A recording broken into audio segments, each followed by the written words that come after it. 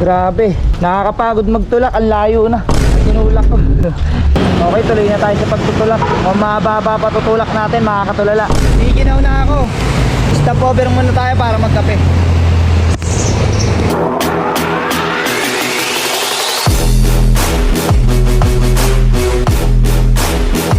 Alright mga katulala, no? Bali, good morning pala lahat sa inyo. Yan, around 6 AM na ngayon. Bali, papunta tayo sa Santa Cruz, Laguna. Home service muna tayo. Tapos try natin kumuha ng book sa Lalamove doon.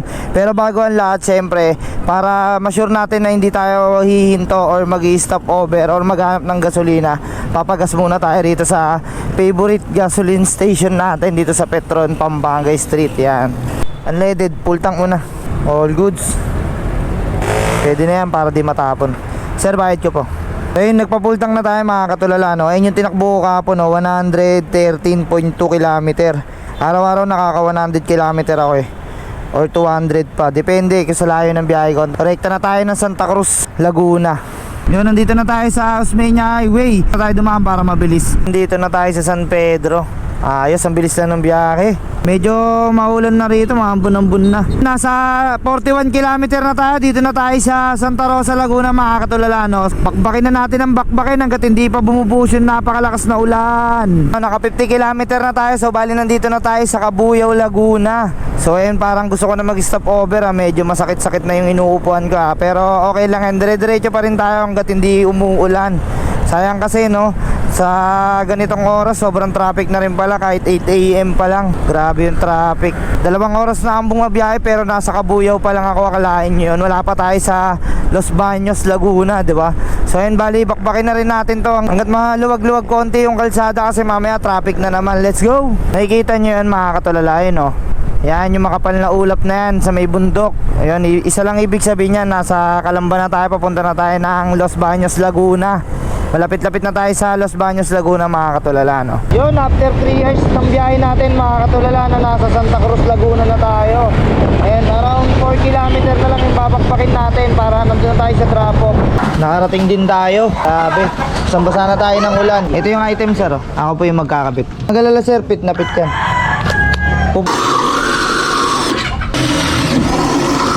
Di siya basa-basa ampas dito kahit gaano kalakas. Bukas ang pinto, mababasag yan, sir.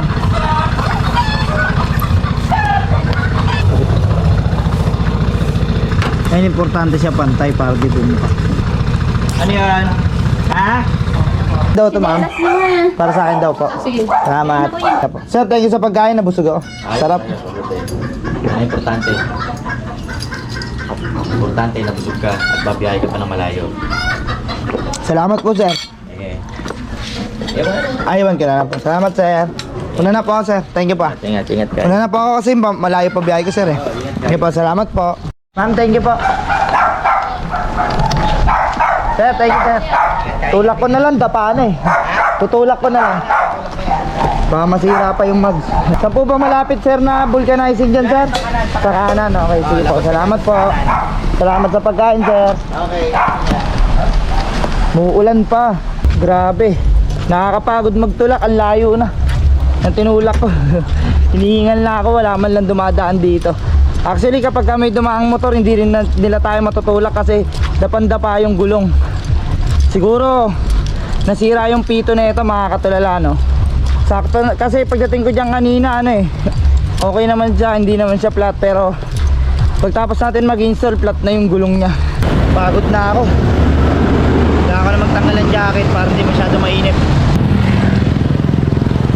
Okay, tuloy na tayo sa pagtutulak. Kung mababa pa tutulak natin mga katulala. Magkano pito niya? Dito ko tanong po, kuya. Okay na, kuya, thank you, ah. So ayun mga katulala, no, bali napabulkanize na natin si Bloomer. Nasira yung pito niya, tapos meron siyang maliit na buta. Sinayos na ni kuya. Halos mga 30 minutes din ako nagtagal dito. So yun, bali gagawin ko, kukuha ko ng booking habang bumababa ako ng Pamanila kasi nag-uulan dito, mahirap din may stranded. Alam niyo naman na kapag kaba, sobrang asin. So yun, bali tatrot na tayo pababa, nag-aantay tayo ng booking. Nasa 5 kilometers na yung binaybay natin, wala pa rin booking dito mga katulala. Giginaw na ako. Stopover muna tayo para magkape. Ganda ng view rito mga katulala.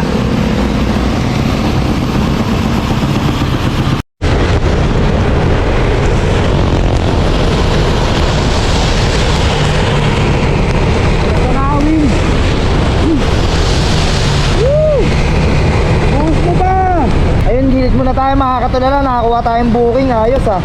Meron pala dito, kaso Los Baños na. Sa Los Baños natin pipick upin. 5 kilometer yung pick up, pero okay lang, at least pamakati to. Tawagan muna natin. So ayun mga katulala, no, bali din na natin tinawagan, nag-text agad. Sabi niya kulon lang daw yung ipadadala nila, dalawang maliit. Kahit na daw hindi natin bilisan kasi hindi naman daw yung nagmamadali, nandun lang daw naman yung magre-receive. So punta na kagad natin. So nandito na tayo. Ito nga si Ma'am D. Ito ba? Ito. Dito ba yun? Ayan, si Madam. Dito yata. Ito. Maricel. Ito ba yun? Tawagan natin. Na-pick up ko na kaso pamabasa. Naka-plastic naman. Pero one carry lang. Ayan. One carry lang. Lagyan natin sa compartment para sure. Pwede na to. Yun, na-pick up na natin yung item. Kaya lang may booking dito papunta ng Pasay. Pero ang problema, 7 kilometer yung pick up. Pero pababa rin naman. Titignan ko muna kung saan yung drop off. Pagka okay naman yung drop off, sasabay na natin to mga katulala. So yun mga katulala, bali kinuha na natin yung booking. Tapos tatawagan natin sana. Kaya lang nag-message na sa apps nila, alam mo. Bali documents lang daw, maliit lang daw yon. Pero pin-plastic naman na daw kagad sila. Para sure daw hindi mabasa. So bali same lang ng lalamove pair nung unang pick up natin sa Makati. Pero ito Pasay EDSA lang. So madadaanan natin, unahin muna natin Pasay EDSA, tapos sunod natin yung Makati Ayala. So ayun, bali at least kahit pa paano meron pa tayong 600 na dagdag, di ba? Mali mo mag-tip pa yung isang customer kasi itong unang pick up natin bed na to ng 300. So yun, pagka nag-tip to, di tamba tayo. So yun, punta na kagad natin mga katulala. 5 kilometer lang yung pick up pag mula rito. Punta na natin. May Angie po ba dyan ate?